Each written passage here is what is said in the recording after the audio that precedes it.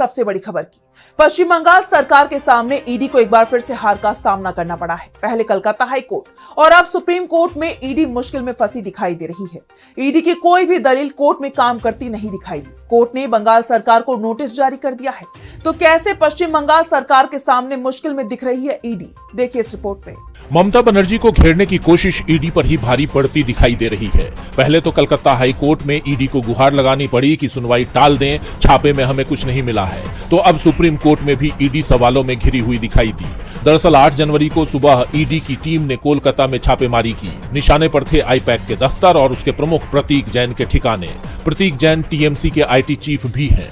बंगाल में विधानसभा चुनाव का ऐलान जल्दी ही होने वाला है, इसीलिए वो पार्टी की स्ट्रेटेजी का काम भी देख रहे हैं। ऐसे में आईपैक पर छापे का मामला तूल पकड़ना था, वैसा हुआ भी। टीएमसी चीफ इस दौरान छापेमारी वाली जगह पर पहुंच गईं। बाद में ईडी अधिकारियों के साथ उनके विवाद की खबर भी आई।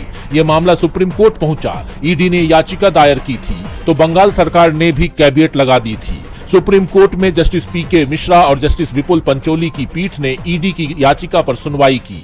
ईडी की तरफ से पेश हुए सॉलिसिटर जनरल तुषार मेहता ने पश्चिम बंगाल की सीएम ममता बनर्जी पर बड़े आरोप लगा दिए। कहा कि ममता बनर्जी ने ईडी को काम करने से रोका है। ईडी के अधिकारी कोयला घोटाले के मामले में छापेमारी कर रहे थे तो बंगाल की सीएम रुकावट बनकर खड़ी हो गईं। उनके खिलाफ एफआईआर होना चाहिए, क्रिमिनल केस होना चाहिए, क्योंकि पश्चिम बंगाल की मुख्यमंत्री ने सिर्फ सरकारी काम में ही बाधा नहीं डाला है बल्कि डकैती डाली है। छापेमारी में जो सबूत ईडी ने बरामद किए, ममता सब कुछ छीन कर ले गई।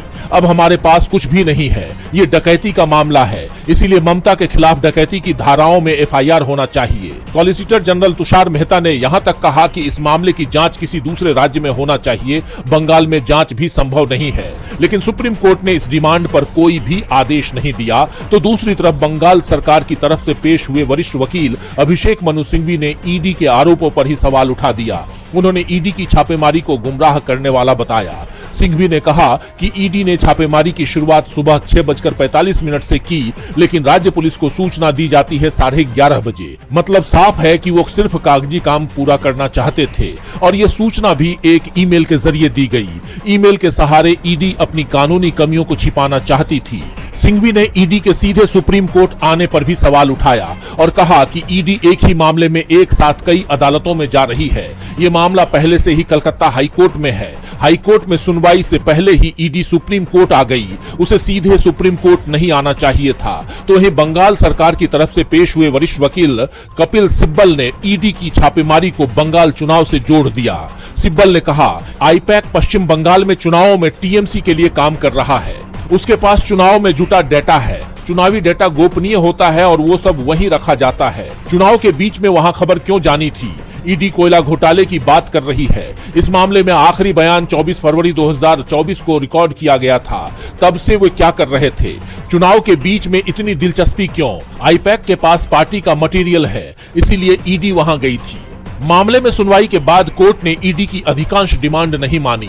सिर्फ ईडी अधिकारियों के खिलाफ दर्ज एफआईआर पर अगली सुनवाई तक रोक लगाई है। कोर्ट ने बंगाल सरकार को नोटिस जारी किया और 2 सप्ताह में जवाब मांगा है। इस मामले में अब अगली सुनवाई 3 फरवरी को होगी। फरवरी में ही पश्चिम बंगाल में विधानसभा चुनावों का ऐलान भी हो सकता है। पश्चिम बंगाल में ईडी और राज्य सरकार आमने सामने है। दोनों के बीच की तनातनी सुप्रीम कोर्ट तक पहुंच गई है। तो ऐसा ही कुछ नजारा झारखंड में भी दिखाई दे रहा है, जहां प्रशासन और ईडी में टकराव के हालात बन गए हैं। और अब ये मामला इतना आगे बढ़ गया है कि पुलिस ने ईडी के दफ्तर में छापेमारी कर दी।